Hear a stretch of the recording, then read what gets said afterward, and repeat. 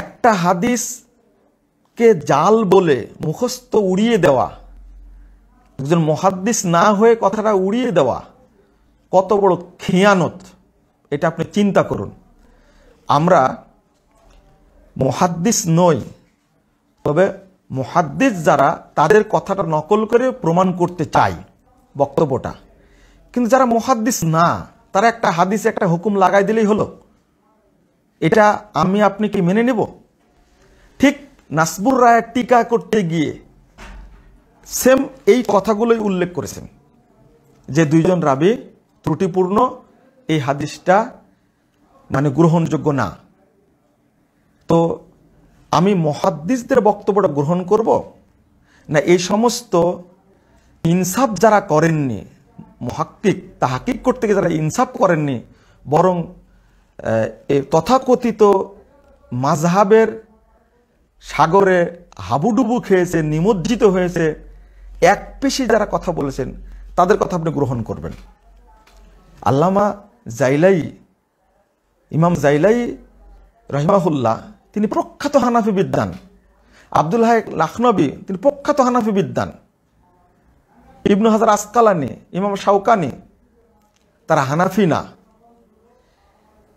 তারা কোনো মাযহাবের ছিলেন না।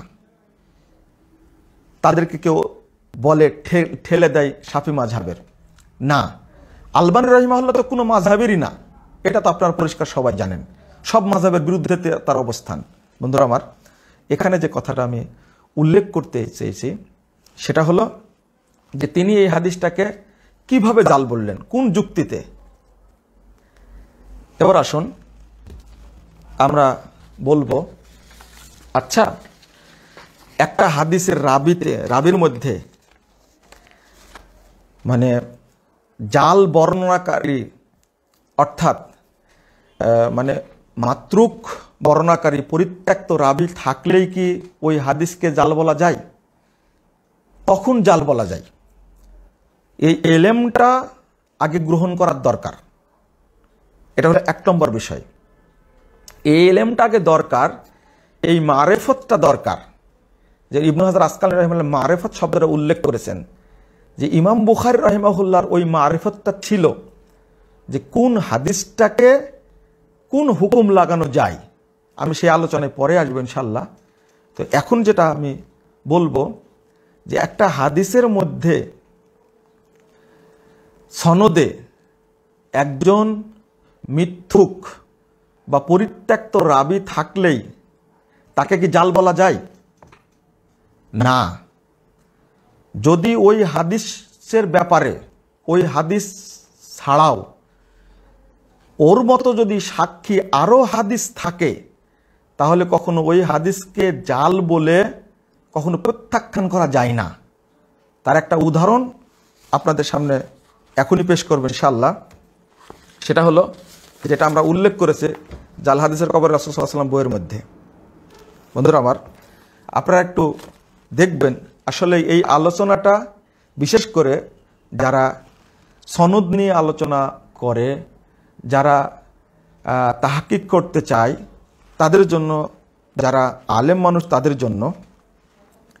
ইমাম তিরমিজি রহিমাহুল্লাহ একটা হাদিস উল্লেখ করেছেন, আমি আপনাদেরকে একটু বুঝায় বলি, আশ্চর্য হবেন। যেটা যে একটা হাদিসকে কিভাবে মানে জাল জয়ী বলা যায়। দেখুন, আন ইবনে আব্বাস আন্না নবী সাল্লাল্লাহু আলাইহি ওয়াসাল্লাম ক্বারা আলাল জানাজা বিফাতিহাতিল কিতাব। ইমাম তিরমিজি রাহিমাহুল্লাহ 1026 নম্বর হাদিস উল্লেখ করেছেন ইবনে আব্বাস রাদিয়াল্লাহু আনহু থেকে, রাসূল সাল্লাল্লাহু আলাইহি ওয়াসাল্লাম জানাজার সালাতে বিফাতিহাতিল কিতাব, সূরা ফাতিহা পড়েছেন। বন্ধুরা আমার, এটা হলো হাদিস, কিন্তু এই হাদিসটি সনদগত দুর্বল। কেন দুর্বল? এখানে ইমাম তিরমিজি নিজেই বলছেন যে হাদিসু ইবনে আব্বাস হাদিসুন লাইসা ইসনাদুহু বিযালিকাল কবি ইব্রাহিম ইবনে ওসমান হুয়া আবু শাইবা আল ওয়াসিতি মুনকারুল হাদিস। ইমাম তিরমিজি রাহিমাহুল্লাহ নিজেই বলছেন যে ইবনু আব্বাস রাদিয়াল্লাহু আনহুর হাদিসটা এই সনদটা শক্তিশালী নয়, কারণ এর সনদের রাবি হলো ইব্রাহিম বিন উসমান আবু শাইবা আল ওয়াসিতি, তিনি মুনকার রাবি। তারপরে বলছেন ওয়াসসাহিহু আন ইবনে আব্বাসিন কওলুহু মিনাস সুন্নাহ আল কিরাআতু আলাল জানাজাতে বিফাতিহাতিল কিতাব। কিন্তু ইবনু আব্বাস থেকে মাওকুফ সূত্রে যে হাদিসটা এসেছে বুখারীতে, সেই হাদিসের ব্যাপারে ইমাম তিরমিজি বলছেন ওয়াসসাহিহ আন ইবনে আব্বাসিন কওলুহু মিনাস সুন্নাহ, অর্থাৎ জানাজার সালাতে সূরা ফাতিহা পড়াটা সুন্নাত। এইটা বর্ণনা নিয়ে আসছেন ইমাম তিরমিজি। দেখুন, তাহলে এই সনদে আছে ইব্রাহিম বিন উসমান, প্রসিদ্ধ মুনকার রাবি, মাতরুক রাবি। কিন্তু আলবানী রাহিমাহুল্লাহ সহি তিরমিজির মধ্যে এই হাদিসটাকে সহি বলেছেন, এবং সহি ইবনু মাজার মধ্যেও এই হাদিসটাকে তিনি সহি বলেছেন। তিরমিজির মধ্যে আসছে 1026 নম্বর হাদিস, ইবনু মাজার মধ্যে আসছে 1495 নম্বর হাদিস।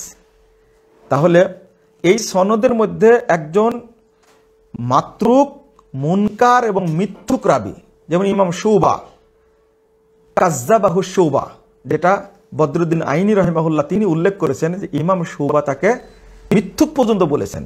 বন্ধুরা আমার, তাহলে আলবানী এই হাদিসকে সহি তিরমিজি এবং সহি ইবনু মাজার মধ্যে নিয়ে আসলেন কেন?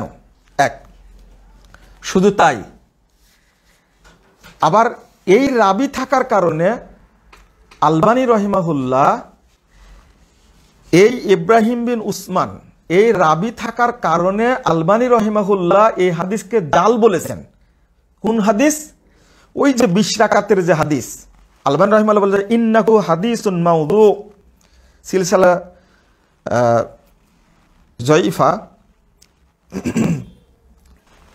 560 নম্বর হাদিস, 559-60 নম্বর হাদিসের মধ্যে পাওয়া যাবে ইন্নাহু হাদিসুন মাউদু, অর্থাৎ ইব্রাহিম বিন উসমান থাকার কারণে 20 রাকাতের বর্ণনা, যেটা নবী আল্লাহর নবীর সাল্লাল্লাহু আলাইহি ওয়াসাল্লাম নামে বর্ণিত হয়েছে, এই বর্ণনাটাকে আলবানী জাল বলছেন। ওই হাদিসটি মানে ওই রাবি তিরমিজির বর্ণনার মধ্যে থাকার কারণে ওই হাদিসকে নাসিরুদ্দিন আলবানী রাহিমাহুল্লাহ সহি বলছেন। তাহলে যদি এই রিজালের বই 2-4টা বই পড়ে যদি হুকুম লাগানো যেত, তাহলে প্রতি ঘন্টায় বকরির লাদির মতো মুহাদ্দিস তৈরি হতো। নাউজুবিল্লাহ, আস্তাগফিরুল্লাহ।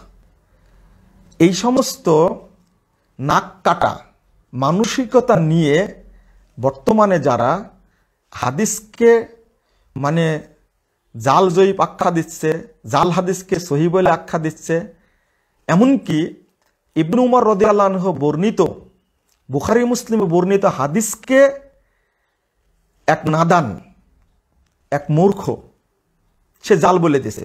নাউজুবিল্লাহ, আস্তাগফিরুল্লাহ। যেটা মুতাওয়াতির পর্যায়ের হাদিস, ইমামগণ বলেছেন হাদিসটি মুতাওয়াতির পর্যায়ের, সেই হাদিসটাকে জাল বলে দিচ্ছে। আলবানী রাহিমাহুল্লাহ এর জবাব দিয়েছেন অবশ্য। তা আমি ওইদিকে যাচ্ছি না। এই যে বর্তমানে কয়েকটা রিজাল শাস্ত্রের বই পড়ে আমি পট করে বলে দিচ্ছি হাদিসটি জাল, এই অধিকার রাখলেন কি করে?